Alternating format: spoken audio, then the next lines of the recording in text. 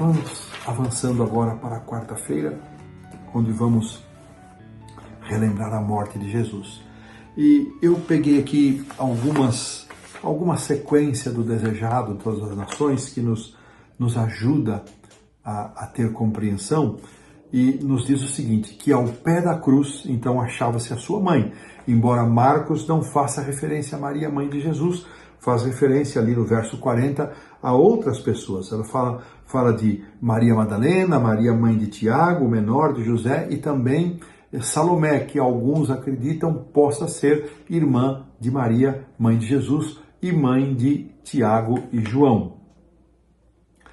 Lembramos que lá no Getsemane e ao longo de todo o seu processo na cruz, Jesus passava pela agonia de estar separado do Pai. Ele se tornou o portador dos nossos pecados, e ao tornar-se portador dos nossos pecados, a ira de Deus, o desprazer de Deus pelo pecado, recaiu sobre Jesus. Jesus sofreu e suportou a agonia da morte que aqueles que morrerem sem esperança, aqueles que morrerem sem salvação, sem Cristo, vão experimentar, ou seja, a segunda morte. Foi essa morte que Jesus viveu na cruz, experimentou na cruz. Essa agonia de não saber se ele voltaria à comunhão com o Pai, com quem estiver eternamente em presença e harmonizado. Isto agonizava Jesus mais do que qualquer outra coisa. E é nos dito que da hora sexta, ou seja, do meio-dia até a hora nona, até as 3 da tarde, houve trevas sobre a cruz. Interessante, a cruz ficou envolta e todo o Calvário em trevas espessas. Mas o desejado faz um comentário aqui, naquela densa treva, Deus e os seus anjos se ocultavam ali. Ele não podia se revelar. Deus não pôde tirar o seu filho da cruz, porque esse era o plano, a morte de Cristo para a nossa salvação.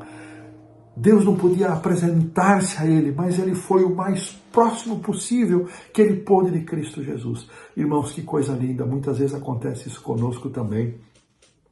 Às vezes estamos nas trevas da nossa agonia, da nossa provação, e muitas vezes em meio a essa dor não conseguimos discernir a presença de Deus, porque Ele não nos impede de entrar no vale escuro e sombrio, mas Ele afirma que vai conosco, Ele sempre está o mais próximo possível da nossa caminhada, da nossa experiência, assim como Ele teve o mais próximo possível do Calvário. A hora nona, diz o desejado, a treva se ergueu de sobre a terra. Isso eu estou falando, é o capítulo 69, a glória do Calvário. Mas a cruz, irmãos, olha, foram manifestações sobrenaturais. Toda a treva que envolvia o Calvário foi levantada, mas a cruz continuava envolvida em treva. A cruz do Senhor Jesus era um símbolo da agonia e da sua dor. E nesse instante, exatamente, quando a treva do Calvário se dissipou, mas havia trevas sobre ele, é que ele clama o que está aí no verso 34. A hora nona, perto, bem próximo da sua morte, Jesus clamou em alta voz, Eli, Eloi, Eloi, ou Eli, Eli, lama sabachthani, que quer dizer, Deus meu, por que me desamparaste? Foi exatamente nesta hora. E é interessante, esta foi a quarta frase aqui de Jesus na cruz, e depois disto, ele recobrou um pouco do seu sentido e a quinta frase, tenho sede, aí lhe tentaram dar aquela bebida fermentada, um vinagre, um vinho fermentado, e ele recusou. Então, logo em seguida, aqui diz o verso 37, e aqui este está no verso 36, o que lhe deram bebida, não menciona a frase de Jesus, Marcos não menciona, mas ele pediu, tenho sede. Alguns acharam que ele chamava por Elias, mas aí vem logo o verso 37, mas Jesus, dando um grande brado, expirou. Então, 2 frases mais foram pronunciadas por Jesus. Está consumado, e Pai, nas tuas mãos entrego o meu espírito. Esta expressão, está consumado, ela tem um fortíssimo significado. Ela nos conduz para a palavra tetelestai, que era um brado de vitória usado por aqueles que participavam dos jogos para comemorar a sua vitória. Jesus não morreu como um derrotado. Apesar de ele não ter discernimento de qual seria o resultado do seu sacrifício, Jesus morreu na confiança de que ele retomaria a sua eternidade com o Pai. Tetelestai, está consumado. E então, Pai, nas tuas mãos entrego o meu espírito. Quando Cristo pronuncia estas palavras, então o desejado continua dizendo que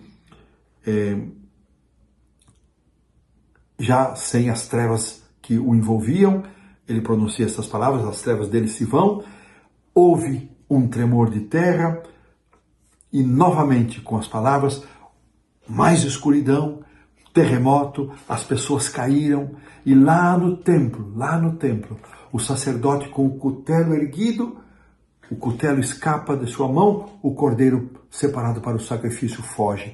O véu é rasgado de alto a baixo. Aquilo que esteve sempre protegido e guardado agora estava sob a demonstração de todos. Efeitos e vários elementos sobrenaturais que deveriam ter marcado profundamente. E muitos daqueles homens que passavam dos líderes fugiram amedrontados com tudo aquilo que estava ouvindo, e foi do centurião. Mais uma coisa que se pôde ouvir, verdadeiramente este era o Filho de Deus. Que coisa tremenda. Os líderes, mesmo reconhecendo todas as cenas sobrenaturais, continuaram negando. E foi um pagão, um gentil, que reconhece a divindade de Jesus.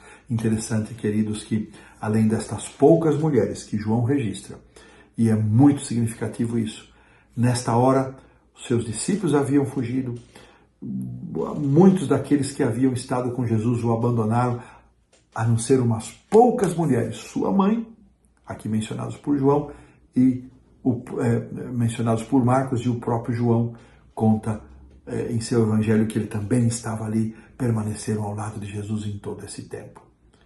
E é significativo porque as mulheres, elas ocuparam um papel muito relevante, elas foram as primeiras a transmitirem a mensagem da ressurreição, e nós precisamos entender e valorizar o papel que as mulheres devem e podem exercer em nosso meio na pregação do Evangelho. Aqui então nós colocamos um ponto final. Antes do ponto final, só fazer uma menção que o autor na lição ele faz uma correlação entre o batismo e a cruz, mencionando aqui a relação entre o início e o final do seu ministério como um cumprimento. Esse é o ponto mais relevante, como um cumprimento da profecia de Daniel, capítulo 9, versos 24 a 27. Então agora sim aqui colocamos um ponto final na lição da quarta-feira.